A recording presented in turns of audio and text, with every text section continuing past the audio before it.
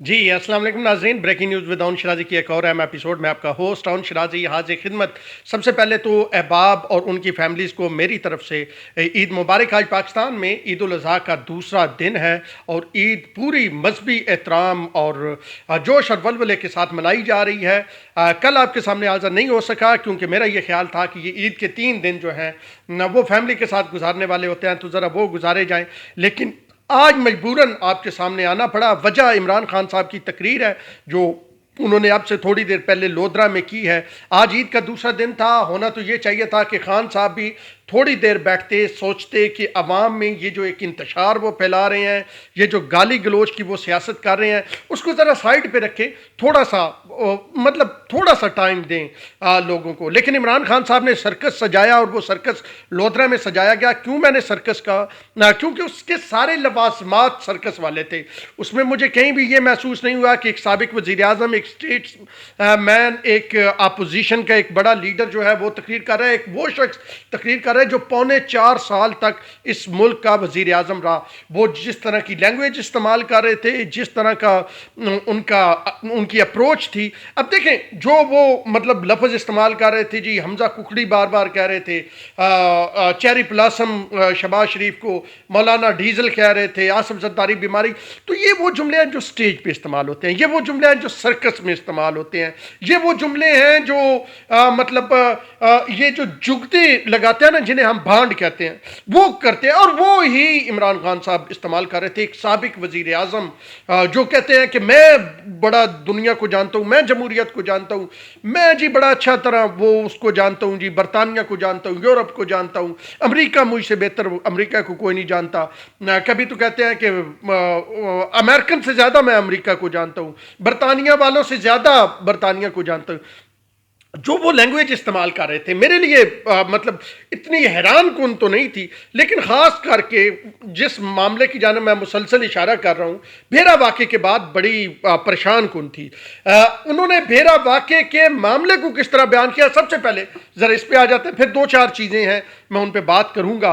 भेरे के मामले पर उन्होंने कहा, जी एक वाक़या भेरा में पेश आया और वो जो जैली अरस्तू, क्योंकि आसन इकबाल को वो जैली अरस्तू के नाम से पुकारते हैं, वो कहते हैं जी जैली अरस्तू को लोगों ने चोर चोर कहा और ये लोग कहेंगे।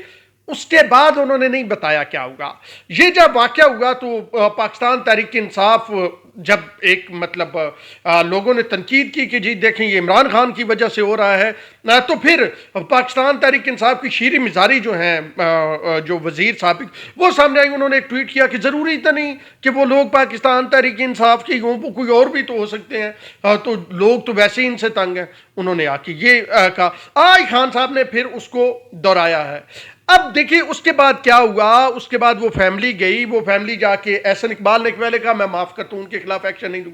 बड़ेपन का सबूत दिया। एक तो एहसन इकबाल ने वहाँ पे बदतमीजी का जवाब नहीं दिया। अच्छा, मैंने जैसे कहा तलाल चौधरी होता या फैजुल हसन चौहान होता, क्या होता, पिछले वीलाग में मैं बयान कर सकूँ। अच्छा, उन्होंने कोई जवाब नहीं दिया, वो खामोश हो गए और उन्होंने कहा मैं लीगल एक्शन भी नहीं लूँगा। फिर उस फैमिली को मतलब खुद शर्म आई। वो फैमिली वहाँ पे गई, उन्होंने एहसन इकबाल को जाके माजरत की और वहाँ पे आपने देखा जो तस्वीर सामने आई उसमें एहसन इकबाल उनकी तवाज़ो कर रहे हैं। किन की तवाज़ो कर रहे हैं? जो सरेआम उनको बुरा भला कह रहे थे बेवजह। ठीक है जी। तो ना एहसन इकबाल ने वहाँ पे कोई बात इस तरह की, ना कोई मामला हुआ, सरेआम जनाब बदतमीजी शुरू कर दी। आज खान साहब फिर कह रहे हैं जी 2 अल्फाजों से लोग याद करेंगे आपको, जहाँ आप मिलेंगे आपको गद्दार कहेंगे, चोर कहेंगे। तो यानी अब ये तय हुआ कि ये जो मस्जिद नबवी में वाक़या हुआ था वो खान साहब का प्लान था।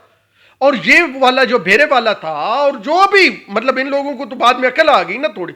यानी खान साहब पूरे प्लानिंग के तहत लोगों को ये उकसा रहे हैं कि वो सियासतदानों को चोर और गद्दार, यानी जो खान साहब के साथ है उनके अलावा, यानी अगर खुसरो बख्तियार खान साहब के साथ आ जाता है पाक हो जाता है। अगर फिरदौस आशिक खान, उमर अयूब जो साइकिल पे लड़ चुका, जो शेर पे लड़ चुका, वो अगर इनके पास आ जाता है ठीक हो जाता है। शौकत बसरा पीपल पार्टी वाला इनके पास आ जाता है ठीक हो जाता है। नदीम अफजल चांद इनके पास आता है नेक हो जाता है, वापस जाता है फिर बंद हो जाता है। यानी आपकी तो खान साहब 80% पार्टी नून लीग, काफ लीग और पीपल्स पार्टी से मतलब लोग इकट्ठे किए हुए हैं ना। यानी जो लोग खान साहब को मान लेते हैं, महात्मा मान लेते हैं, सरबराह मान लेते हैं, रियासत मदीना बनाने वाला वाली मान लेते हैं, वो जनाब अली ठीक है। बाकी सारे जनाब गद्दार भी हैं, चोर भी हैं। اب جناب انہوں نے آج ایک اور بڑی عجیب و غریب بات کر دی، میں تو سر پکڑے بیٹھا ہوں اس وقت کا جب سے یہ میں نے بات سنی۔ پہلے انہوں نے کہا تھا کہ ان کو دینے سے حکومت بہتر تھا ایٹم بم مار دیتے، یعنی ملک پہ ایٹم بم چلا دیتے۔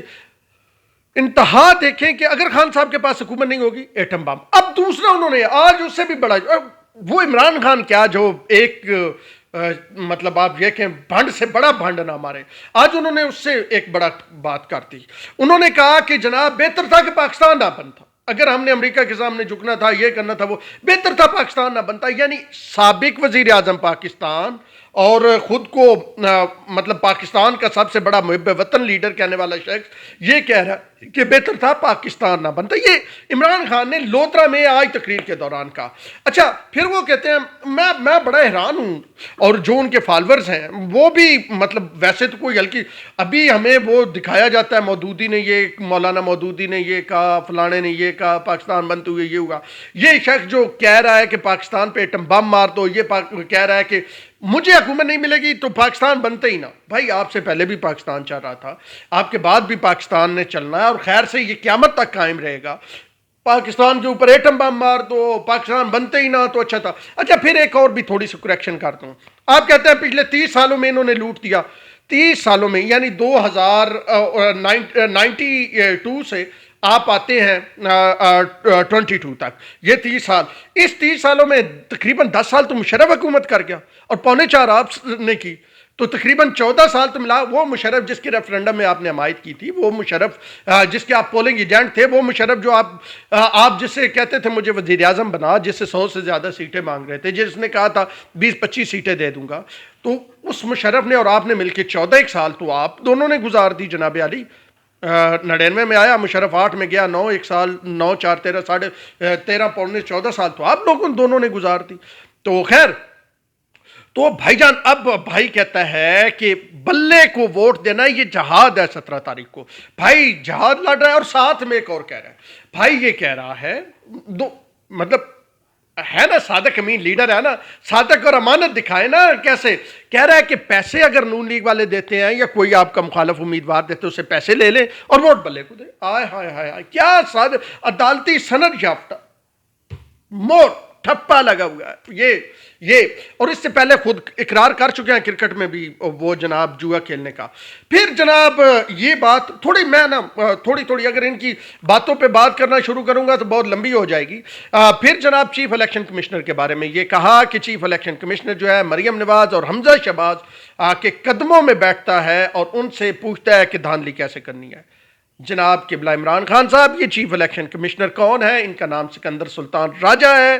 ان کو اپائنٹ کس نے کیا؟ عمران خان صاحب نے کیا، اور ان کے متعلق عمران خان صاحب کی رائے کیا تھی؟ عمران خان صاحب فرماتے تھے کہ اب ہمارا اپنا چیف الیکشن کمشنر آ گیا ہے۔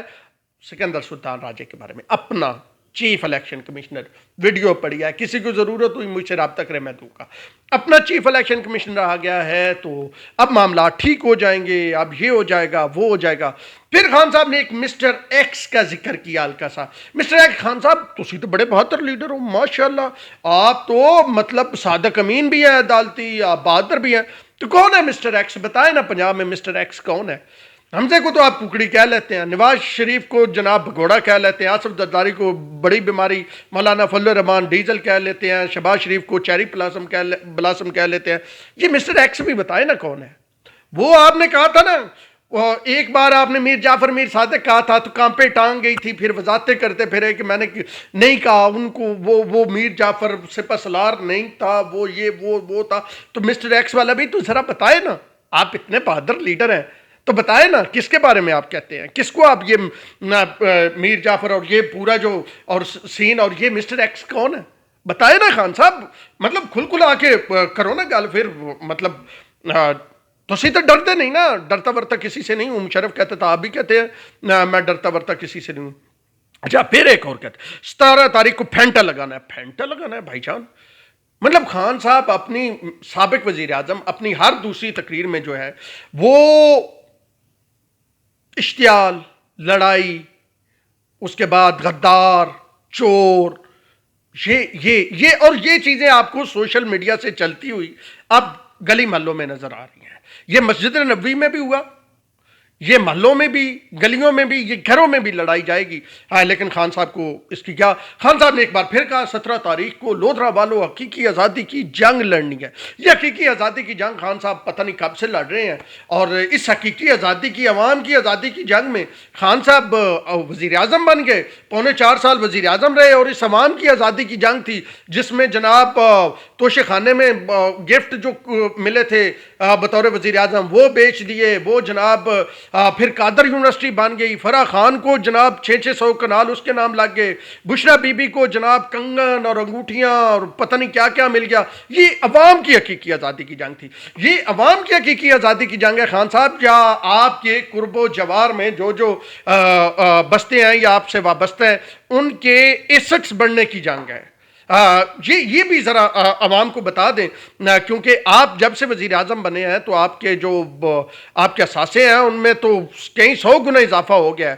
تو فرح خان یہ سارا وہ بزدار جس کے گھر میں جو بجلی نہیں تھی وہ ایک بڑا محل اس نے بنایا، تو ذرا بتا دینا عوام کو، بتائے حقیقی آزادی کی جنگ ایسے ہوتی ہے، کس طرح کی ہوتی ہے۔ اچھا، پھر آخر میں جاتے جاتے خان صاحب نے ماشاءاللہ اس ملک کے جو دیگر لوگ ہیں ان کو بھارت سے تشبیہ دے دی، کہا جس طرح میں بھارت کو بھارت میں ہراتا تھا، بھارت کے یہ بھی میں ان کو بھی ہراؤں گا، اور بلا بلا بلا بلا بلا۔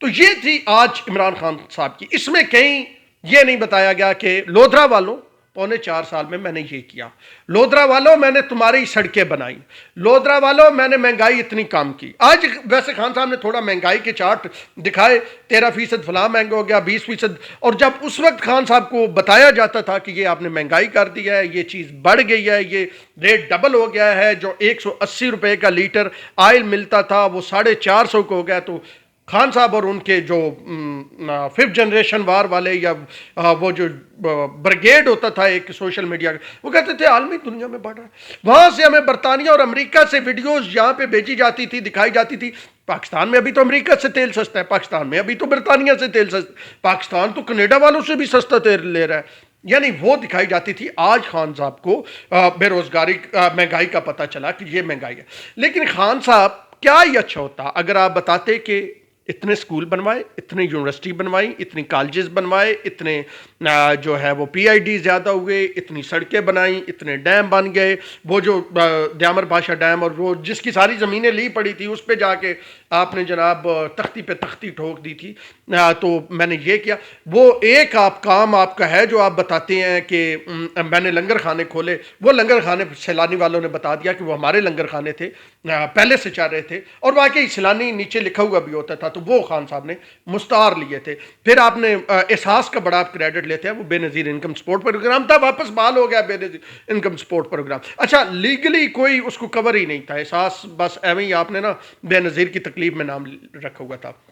تو یہ تھی جناب علی آج خان صاحب کی تقریر، اور یہ تھا اس کا لب لباب، وہی وہاں سے شروع، اوئے حمزہ تے، اوئے ککڑی تے، اوئے نواز شریف بھگوڑے تے، اوئے فلاں، اور پھر جناب درمیان میں جو سر لگائی آج خان صاحب نے، باقی روٹین سے ہٹ کے سر لگائی، وہ یہ تھی کہ بہتر تھا کہ پاکستان بند تھی۔ اب اس سے آگے کیا کہوں اور کیا نہ کہوں، مجھے دیجیے اجازت، اللہ نے کے پاس۔